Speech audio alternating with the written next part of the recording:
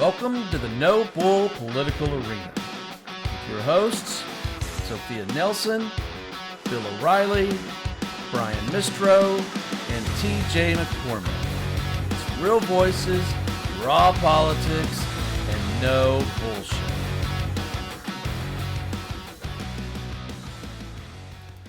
Hi, everybody, and welcome to another version of the No Bull Political Arena here tonight with TJ McCormick. And I'm going to do something we never do, and that's start with something controversial. Right? We never do that, do we, TJ? No, ever. So tonight, Al Green put on, or it was either, I'm sorry, tonight, it was either today or his last night, and I apologize, but he went out on the floor and he had this big poster made up. Now he's Al Green is a congressman from Texas. Democrat congressman from Texas. Right. And he put countdown to impeachment on it. Now listen, it takes 5 seconds on the show to know that there's nobody in this country that dislikes Donald Trump more than I do. But come on, TJ, this is the same bad politics that they were doing last time, and it may resonate well with parts of their base, but the independents and certainly anybody that's a center-right Republican, it's a total turnoff again. Yeah. It's why are they doing this? Why are we going down that rabbit hole again? You know what? I tell you what, I think there really is a transactional reason, and no pun intended with the transactional. It's intentional. He knows exactly what he's doing. Excuse me, my phone dinged and I didn't have the volume off. It's transactional and intentional, and he knows exactly what he's doing. This is, I think, an example of, it's an example of the influence of social media and the constant fundraising cycle, that never-ending cycle of fundraising that modern-day elected politicians, candidates find themselves in. This is aimed at, in my opinion, it's aimed partially at grabbing headlines, partially at grabbing clicks, and also partially in grabbing a lot of small dollar donors. Lots of small dollars roll in because he did that. They clipped it. His comms people clipped it, and they're going to put it up there on his website, on social, on Twitter, on blah, blah, blah, and he's going to send it out in an email blast, or he's going to send it out also in a text blast tonight to his constituents. And he's going to say, help me fight this fight. This is how I'm fighting for you. Today, I said it. I started the countdown to impeachment. Send me $5 and I'll impeach Donald Trump. I'm telling you, that's what it is. That is exactly what this is. It's exactly what this is. It's just bad politics. I mean, it's bad politics, but it's good politics because honestly, too, don't forget, these people are only in it. And I mean, look, they're only in it for themselves in the most individualistic sense. In my opinion, Al Green doesn't care if he pulls down the rest of his ticket, which he's not gonna. He's not that consequential. But he doesn't care if he brings down somebody running for state assembly in his district, or somebody next door, or a local supervisor or mayor. He doesn't care. He cares about numero uno. And you'd have to tell him that means number one, because he's an idiot. He's an idiot. He's a dimwit. I mean, and for anybody who doesn't know, Al Green is that guy who now carries a walking stick. Whether or not he needs it, I don't know. But he got censored, didn't he? Did he get censored in the House? He got censured on the floor for raising his stick and not stopping at the last joint session, not State of the Union. It was the first joint session of Congress address that Trump did about a year ago, and Al Green refused to, I think, cede the floor or something like that, and he shook his walking stick and some crap. It's the performative politics, and both sides do it. Okay, both sides do it. I've got a couple of zingers over in MAGA, and so I want to talk about the fundraising. We're gonna segue to that. So Pete Hegseth, who runs the Department of Defense, okay, it's not the Department of War, it is the Department of Defense, it actually depending upon how he rolls out of the bed. Several, what was it, maybe 2 months ago, Kelly and 4 other Democrats put together a video and they broadcast it to where, and these are all retired military, and they Mhm. broadcast it and they said, um, you know, if you're in the military, you cannot and do not obey illegal orders. Well, Mhm. that just set Hegseth off like crazy. Of course, it set Donald Trump off like crazy. And this was right before they were going to go into Venezuela. So I'm just Mhm. trying to give our audience a little bit of a background here, Little context. Uh-huh. little context. So it's been ruled on by a judge today. The grand jury was a complete flop. Mhm. Matter of fact, I think the grand jury, it was zero. They didn't even get one person to flip on the grand jury. Mhm. And the judge came down harshly on them, using Dylan quotes and so forth, which is beyond what we're going to talk about here. Mhm. But by doing that, and by the way, Hegseth said today, "Oh, we're going to appeal it." I mean, give me a fucking break. They So shouldn't by have done that. doing that, though, this guy just propelled Mark Kelly to probably be the number one candidate for president in the upcoming presidential election. But Yeah. hold on. So what isn't deniable is that when he did that, Kelly started sending out and blasting out texts and emails. Send me $20. Look what Hegseth is trying to do to me. And I'm not beating Kelly up about it, but I am going to say, what the hell is Hegseth thinking? Because if this guy ends up being the next president, especially because you pissed him off and everybody else so badly, he's going to be your boss again. What you're doing to him, he can haul your ass back in and do it too. Mhm. So this is one of those things where I don't understand this administration. We're going to talk about something else ridiculous with this administration in a second. Mhm. They're shooting themselves in the foot by doing this. And by the way, why is he even doing this? He have a job to do? Okay. How about with Iran, with what's going on right now with Iran, with what's going on right now in Cuba? They're running out of gas. I mean, there's a lot of things that you would think the head of the Department of Defense or War, whatever hat he wants to put on, Mhm. he's got better things to do for the American people than sit Yeah. there and chase a damn senator on his First Amendment rights. And not to get granular or literal, but he's not. I think that he is, in fact, a lot more hands-on with the architecture surrounding potential strikes in Iran than he is with this.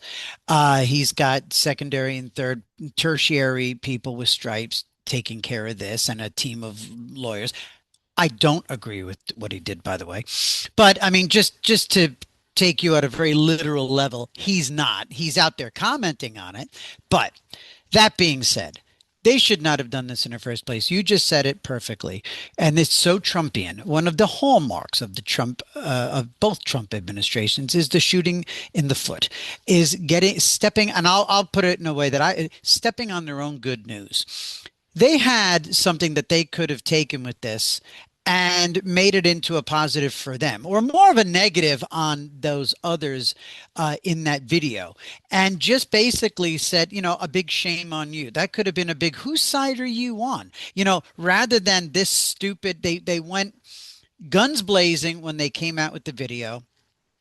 Basic and called them they called them the seditious six or Oh, that's seven, right, however sedition. many. Yeah, yeah. They called, right. Okay. So they launched sedition at them. They did everything rather than, you know what I would have done? You know what comms guy TJ would have done? And I bet you communications guy Bill O'Reilly, our buddy, would agree with me. Guys like Billy and myself would have huddled up and said, let's go get ourselves some recent veterans. Let's go get ourselves some guys and talk about the honor of following orders. Let's go talk about blah, blah, blah. Let's go get some, and let's turn the tables and let's put out a great video. You know what I mean? Or let's do a press conference and introduce these guys. Let's find somebody who served with Kelly. Let's find somebody who served with Kelly and That's say, I smart can't, politics. that's goddamn smart politics and it's goddamn smart everything. And thank you very much. Anyway, so that is good. Instead, what they did was, like you said, they buried it in stupid, house on fire stuff when it went down, and then the charging him and the judge throwing it out that and that now it ends up coming back and reminding everybody of just how ham-fisted they were. In addition to, yes, throwing a bunch of new arrows in their quiver and money in their coffers. So yeah, stupid all the way around, bad, poorly handled, blah blah blah.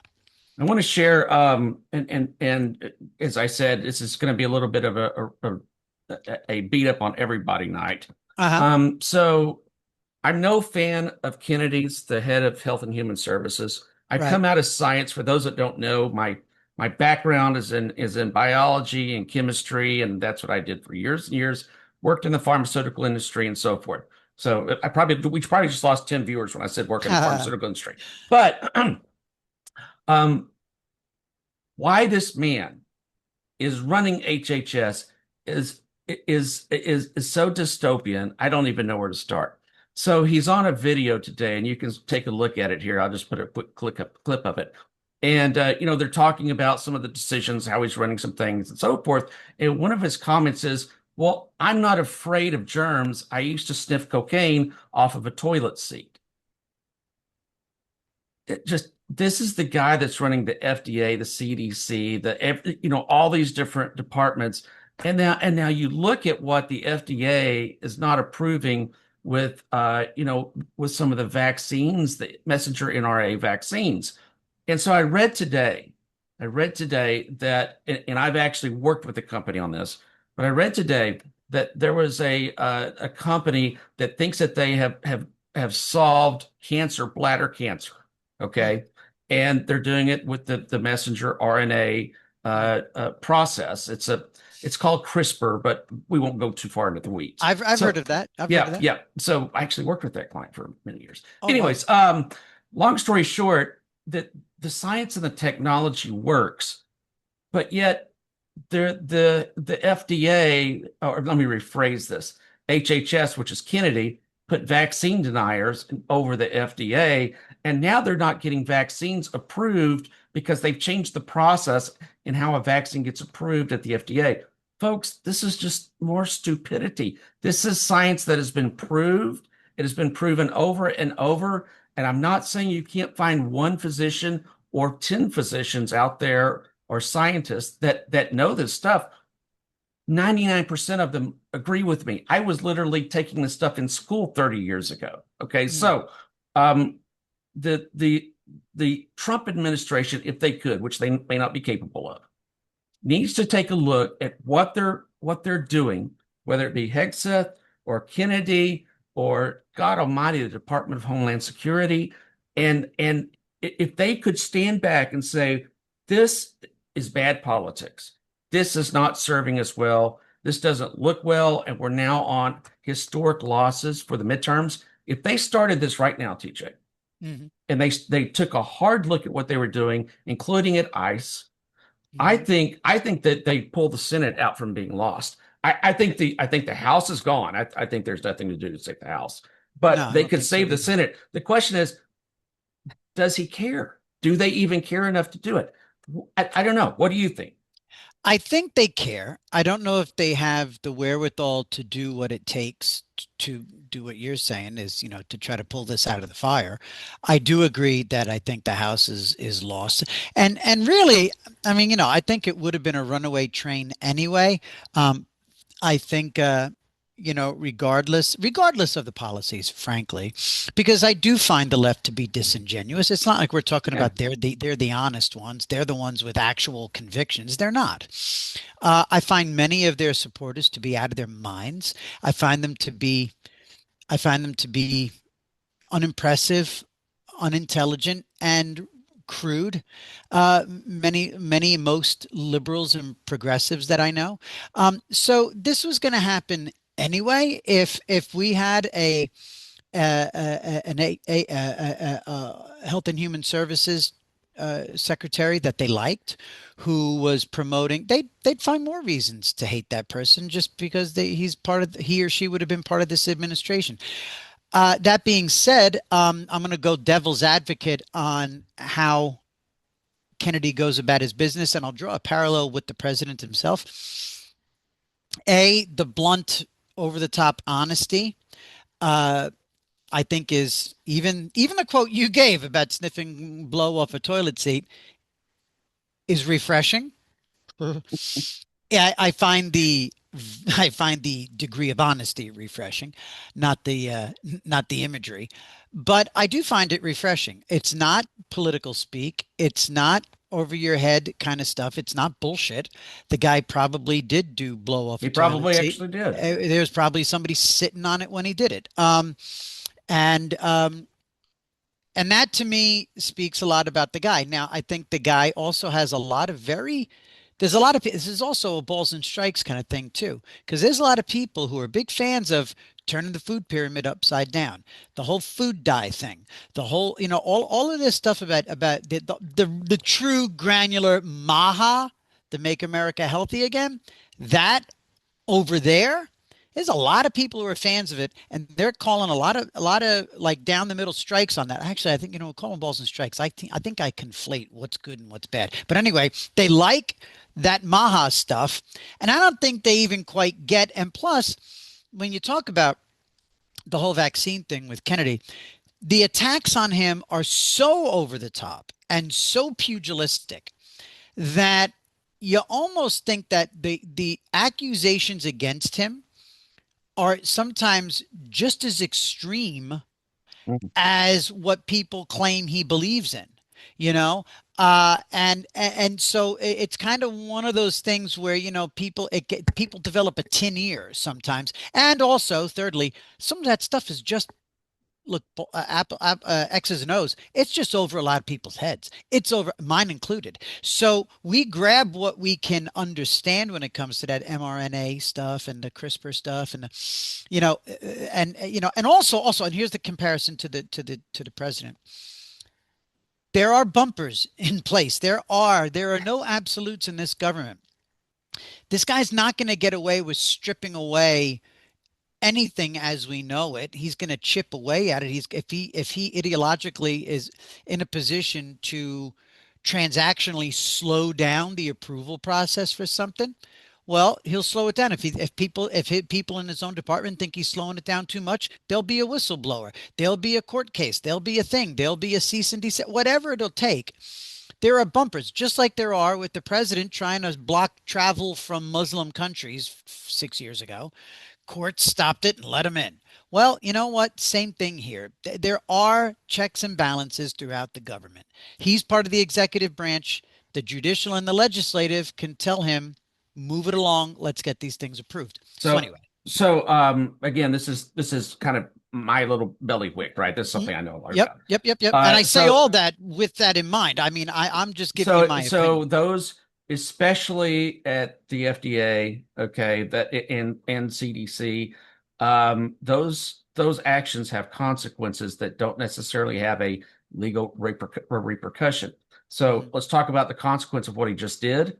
Hmm. Moderna, who just put the application in for their mRNA vaccine, Right. okay, that's the same one that we were taking. That Moderna and Pfizer were basically the two mRNA vaccines, okay, Hmm. that were circulating. Long story short, they said to hell with it. We're just going to pull the vaccine. We'll go sit on it, and we're going to go work on something else. And so it's another example of when of decisions have consequences. And in this particular decision, something that takes years and tens, if not hundreds of millions of dollars in investment just to get to that point. When he does something like that, and I can't say it's with every agency, but in that agency, it comes with major health repercussions for Americans. Hmm. Let's I want to chat with something else that I recently saw and kind of get your take on it here. Sure. Um, so Dodge, we just read today, and we'll put this up here, that the White House has decided that they're not going to do any more rescissions packaging. So let me just describe what Oh, that is for Doge. Oh, yeah, the Doge guys. Yeah, yeah, yeah. Department of Government Efficiency. Right. So let me explain what a rescissions package is.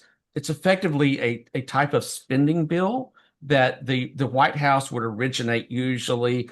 And the benefit of a rescissions package is that it only takes a majority in the Senate. It can't be filibustered. Okay. So what Republicans wanted to do, rightly, is they wanted to take a whole lot of these cuts from Dodge Hmm. and they wanted to put them in law and make them permanent. Well, the White House isn't doing that anymore. I don't understand why. I know that Republicans on the Hill are furious, but if you add that up and you add up the amount of money that Dodge said they were going to take out of our government and what they really did, TJ was a complete failure. Even Elon Musk said it was a failure, and if he could go back, he would never do it again. My God, a lot of people's lives have been upset over that when you would think they could have just stood back, took a look at it and say, okay, let's not go let's not go ready, fire, shoot, or ready, fire, aim. Let's take a look at what we want to hit here and before we start firing people, and we wouldn't have ended up where we're at today. Was there any success at Dodge in your opinion? you know what? I don't know. I'd like to think there was. It's all very murky right now. I think, we're like a year removed from it launching, and it seemed to move real fast. I think if memory serves, it was met with a lot of The courts whole, yeah, yeah. stopping. I think you got to break some eggs. I think you file this under, this is the most bloated. Government itself is ridiculously, insanely, offensively bloated at the local level, county level, state level, let alone the federal level. Um, it's the federal, the unions that represent these federal employees, these lifetime, the benefits, and the bloat and the repetitive Hmm. nature of the work they do, the unbelievable buildings that they occupy, the time off, the amount of people that were not, that wasn't bullshit. The amount of people who were not at their desks, the people who were, they were empty cubicle after empty cubicle. I don't like if I lost my jobs tomorrow, I mean, yeah, of course we're talking about real people, real lives, but you know what? I'm sorry, it just can't become another generational. I'm grateful that somebody came in and fired and then started to aim. In this case, I mean, we never ever ever addressed government bloat ever ever. I mean, like, we never seriously got that off of anybody's desk. At least these guys came in and wanted to shut down buildings and streamline it. And unfortunately, I think what this is about Democrat circuit court judges that stopped a lot of these moves in their tracks. It's part of the reason that Musk took off and I think lost some of his guys. You know, I'm actually going to agree with you, surprisingly, again on that. I don't agree with all of it. I don't blame the failure of it on judges. I blame the failure on it of multiple administrations going back a generation. You know, it was it so would seem to endemic. me, and Yeah. so if TJ and Brian could sit here today and we pull out my special little law pen and we could write a law, why the Mhm. hell can't our government every 4 years, every 6 years, a Senate mandated review Hmm. of all these departments, where the money is going, Hmm. and you can make it public if you want to, but take a look at it and refine where our money is going and do something smart. Listen, nobody wants the government to be inefficient. And you've got to be a crazy far on the right or far on the left to think that that's a smart thing. So Hmm. it's more common sense from a government that we just don't get a whole I lot. think it's one thing, I think this came up once before in one of our conversations, but our absent co-host Bill O'Reilly and myself went and had the opportunity to meet with Boris Johnson at Yale Well, I've University never met him. a few Okay. months ago. Yeah. It was fascinating, and he gave a great talk. And in the question and answer, somebody asked him about AI in the future, and it was a great answer. Part of his answer was about, we this could really finally be the conservatives' dream of finally Hmm. streamlining the national level, in our case, federal government. Uh, the work of so many civil servants and career federal workers, for career government people. I don't want people kicked out, but you got to start. AI could be doing so much of what Hmm. happens behind those windows lining the mall in Washington and throughout Virginia and Maryland, Silver Spring. I agree with you. And I'd like to finish out with that and just say, folks, we've got a new show that's launching this next week. It's called The Hinge of History, and it's literally going to be on about AI and so many of these other technologies and how it impacts people. It's not a political show. This isn't somebody's right or somebody's wrong, but it's a hell of a lot of really well-known people and guests that are Awesome. running this stuff. So we're super Awesome. excited about that Hinge of History. Any final thoughts before we wrap it up for the evening? No. I think it's been an interesting week. It felt like there was a little bit more oxygen in the room. It got a little crazy here and there. Savannah Guthrie's mom, that story continues to truly Oh God, dominate. that is tragic. Yeah. It's wild. It takes some odd little twists and turns here and there. And at the core of it, you got this family that's just totally broken, and it's I never thought I'd find Savannah Guthrie to be a sympathetic figure, and up until this, she just drove me nuts. Mm. But no, I mean, thoughts and prayers, of Yeah, poor course. family. Yeah, yeah. But no, it's been an interesting week. It seems the air is coming out of the balloon a bit in Minneapolis. And we'll see. We'll see what next week holds. Yeah, next week we've got Annie Andrews that's coming on Wednesday, folks. So she is the pediatrician that's running against Lindsey Graham and has been outraising him financially. Is this a year that she's going to flip South Carolina finally blue? I'm going to be out of town next week, but I may have to join you. I may have to figure out a way to join that one because I want to take her to task. Nah. I want to ask her about one particular thing in her campaign, and I'd be very curious her answer. Anyway, I look forward to hopefully being able to dial in for that one. It was going to be fantastic. That's a great get. That's a great guest. Great, and we've got some others coming on that we are in the process of booking right now. We'll announce them probably this next week. All right, thank you everybody for joining. Okay, once again, please, as you see right there, subscribe to our channel. It is on YouTube at No Bull Media Group. No Bull Media Group. Sign up. It's free. You'll get this show, the news, the Hinge of History, and so many other things that we've got launching that are happening right now. If you like it, press the like button and please leave comments. We will respond to those on the show. Beautiful. Thank you again for joining us this evening. Thanks, TJ. Thanks, Bri. The No Bull Political Arena is on all major social media platforms. Make sure to give us and your host a follow. Hey everybody, this is Sophia Nelson. Follow me at I am Sophia Nelson on every one of my social media platforms. I'm Bill O'Reilly, and you can reach me at Twitter at WFBOR. Hey, this is TJ. Follow me on X or Twitter at TJ McCormack. This is Brian Mistro, and you can follow me on X at Brian_Mistro or follow along on Facebook at Brian.Mistro. A No Bull Media Group member.